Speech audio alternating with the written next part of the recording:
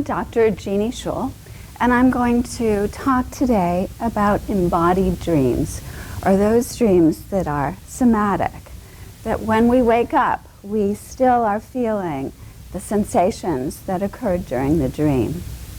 And for me, one of the best ways to illustrate this is to share a dream that I had that was truly somatic. Now, one issue when we say somatic, we're talking about experiencing our physicality from an inward perspective rather than how does my movement look or how do you see me. This is more about being conscious of what's going on internally. And when we add that to dream time, what we're doing is we're bringing psyche together with soma. These can be very intense and very vivid dreams. Freud talked about vivid dreams. He talked about condensation in dreams, where you put a lot of elements together. And somatic dreaming is certainly an example of that. So, the dream I'm going to share with you, I've entitled Wild Wolf. And for me, this was one of the most vivid and somatic dreams I've ever experienced. Setting the stage, a Saturday morning, early summer in the South. I had opened my window, not wanting to start using air conditioning yet, with the ceiling fan going. And I didn't have to get up. It was a luxurious Saturday.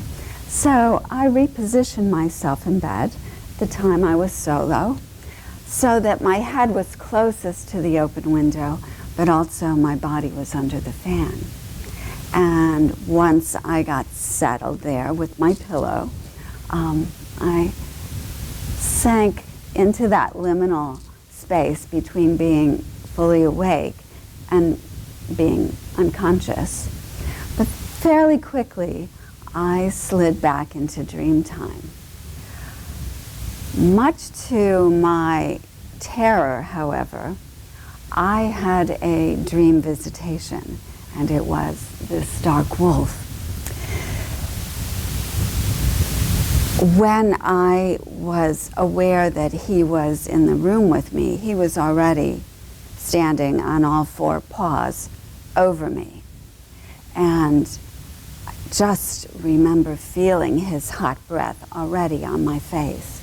I had my left cheek into the pillow, and so what I felt instantly was this snout of his on my right cheekbone. And I was holding as still as I could because I didn't want to startle him. And he slid his snout up toward my right ear. And as panicky as I felt, I wasn't experiencing dream paralysis. I wasn't frozen. So I very slowly turned that cheek toward the pillow, hoping to escape his touch. But also, having grown up on a dairy farm and being around a host of animals, I knew I didn't want to do anything startling to him, because I also knew he had very significant, very sharp teeth very close to my face. So as I shifted my face into the pillow, his snout came again, this time to my left cheekbone, and again slid slowly toward my left ear. And I could feel his hot breath, but also hear his breath in my ear. And it was so terrifying to me, so incredibly real. I was so convinced that he'd come in through the open window, and this was a living wolf, black fur, yellow eyes, standing over me, that I startled and awoke. What I became instantly aware of is that my own heart was just pounding. It felt like it was pounding out of my chest, and my respiration was very rapid, indicating I was in full panic mode. But then I realized joy of waking up from nightmares is he had vanished. However, that alpha energy was still very much in the room, and it took me quite some time to come off the ceiling, to slow down, to slow my breath, to slow my heart rate, and to begin to process who is visiting now. Well, Wild Wolf was visiting, and I still felt his presence. So one of the first things I did was to find an image of Wild Wolf, and so this one came up in my Google search, and I knew he wasn't a gray wolf. I'd seen a wide variety of images, but when I saw this black wolf with those yellow eyes, it was like I was looking back again into Wild Wolf's eyes. So that was the starting place for me. I had a visual to relate to. I took this dream to Barry Williams, who's a Jungian analyst. He also does a lot of shamanic work. And this was a dream group. And he was asking for dreams that were very alive in us. And this certainly was that for me. So when he invited me to share this dream experience, once again, I used what in somatic movement therapy we call self-reference touch. So I was explaining in the dream group how the touch first came to my right cheek, how terrified I was, but then also hearing his breath and then being very aware of how silky that black fur was against my cheek. But also so terrified knowing that Black Wolf, Wild Wolf, had very sharp teeth and was indeed a wild animal. And as my body position shifted and his touch came to my left cheek and the breath came into my left ear, describing this in the group again, I re-experienced that sense of panic and terror. And it was to my utter amazement when women in the group insisted that they were envious of my dream. And I'm thinking, how crazy is that? I'm terrified. I think I'm going to have my face bitten off by this wild wolf, and you wish you had this dream. That just made no sense to me. But what Barry Williams offered was that this was primal life force energy, and that Wild Wolf's visitation was an experience of that primal, wild aliveness. And in fact, what I became aware of is that his breath in my ear felt, when I calmed down and could process it, it felt like the breath of life. It was just this sense of being fully enlivened. And as I said, my response was that my sleeping body totally awoke with the rapidity of my breath and my heart rate. So I can't say that I immediately took in this feedback. I was still very shaken by the dream. I kept Wild Wolf on my laptop screen for months and months and months to revisit that energy and get a sense of what is this gift that Wild Wolf is bringing me, because I'd had many experiences with nightmares, and one thing I knew for sure was often there is a gift. As terrifying as they are, they come as kind of a wake-up call, especially when it's psyche and soma coming together. It's so dynamic, so dramatic that we have to get it. Barry Williams once said that if you don't get this dream, you'll die. He said this to me in an interview, and I said, yeah, can you explain that? But his point was, you're not going to become fully alive, fully who you're capable of being if you just say, well, it was just a dream. In fact, his response to dreams like this is they really did just happen. Because we often say, but it felt like it was so real. It says, it was real. It is real. Psyche is real. This dream image is real. So I continued to work with Wild Wolf, and one of the associations I later came up with was the story that happened when I was only 8, home with my dad on the dairy farm out in the milking station, when I was sitting there chatting with my father, and all of a sudden his face changed, and he got very stern, and it was really kind of scary because my father was usually very jovial. And he walked past me, picked up a pitchfork, and as I turned, he was standing down a wolf in the barn. As it turned out, this wolf, it was half dog, half wolf, became a very loyal member of our family for many years. But initially, my father had to protect me and had to make sure that this wolf wasn't there to attack me and, of course, him as well.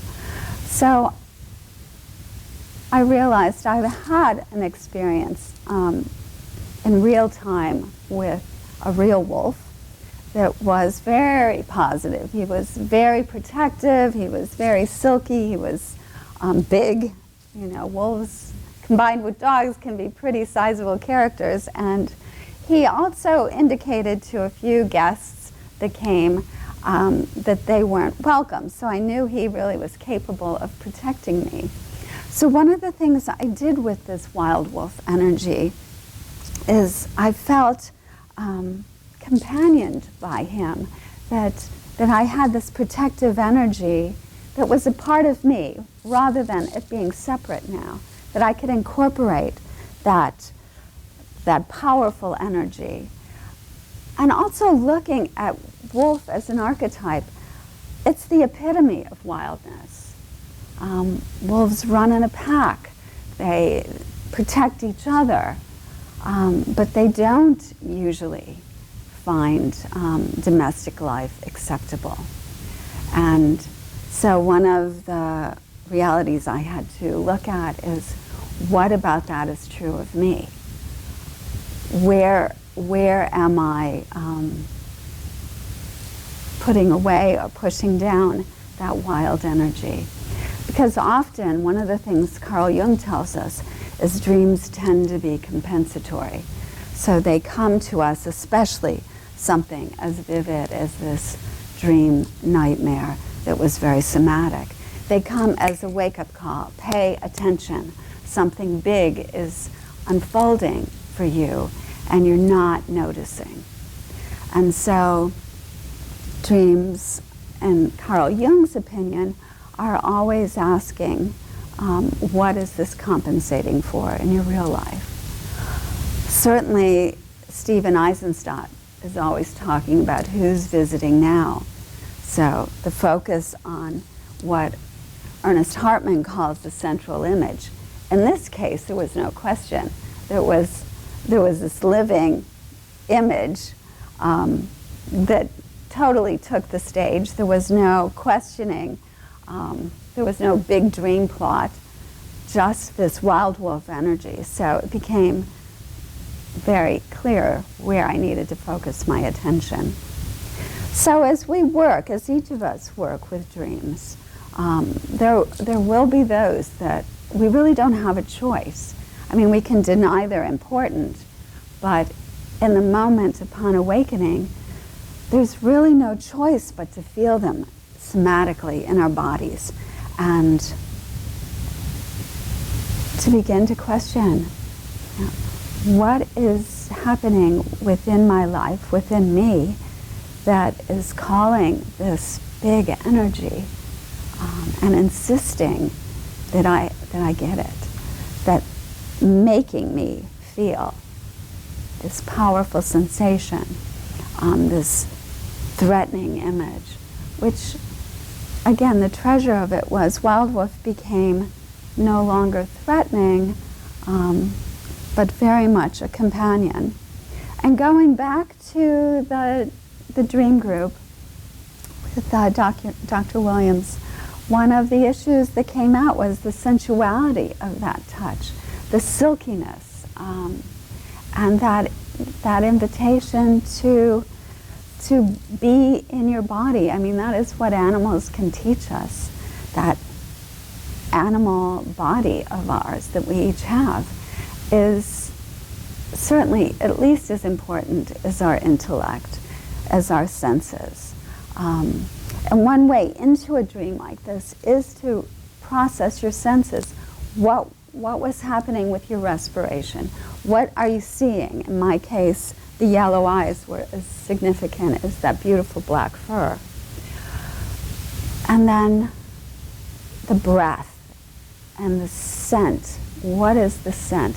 When we drop into senses as we're exploring our dreams, again, certainly those that are somatic, we're able to go and enter back into that liminal space between being fully awake and completely in dream time. So, looking at scent, smell, perhaps there's a taste that goes with that. Often our sense of smell and taste are connected. And then the visual, many of us are very visual, so that's the first place we go. Are we seeing color? In my case, yes. Yellow and black, that was really powerful for me. I was definitely focused on breath because my breath was so rapid, but also hearing his breath, so that auditory input was extremely important. So as we want to revisit a dream, whether it's through active imagination or just re-remembering the dream, to go into the senses. And then, of course, we have our sense of touch, and that was very pivotal in this dream for me. His touch on my cheek, the breath in my ear, very sensorial. The whole dream was very sensorial.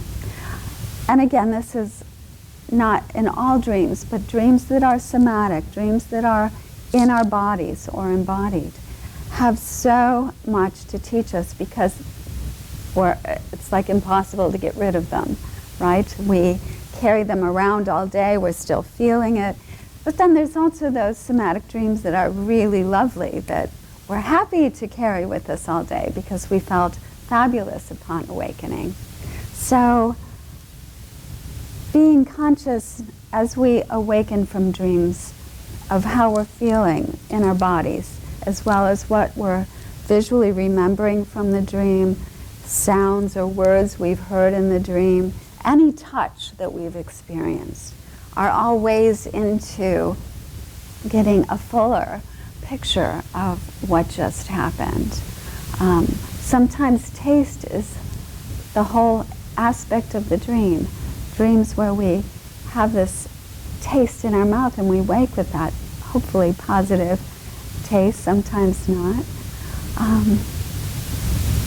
So taking time as we look at dreams to notice what is happening within our own bodies is a way of dropping into dream time in less of a cerebral way and more of an embodied way. It gives us a whole different set of data, a whole different bit of information for us to take in and to process. And it is often those dreams that are most shocking that have the greatest treasure. I hope you'll continue to focus on your dreams. And again, this is Dr. Jeanne Schul with Embodied Dreaming. Thank you.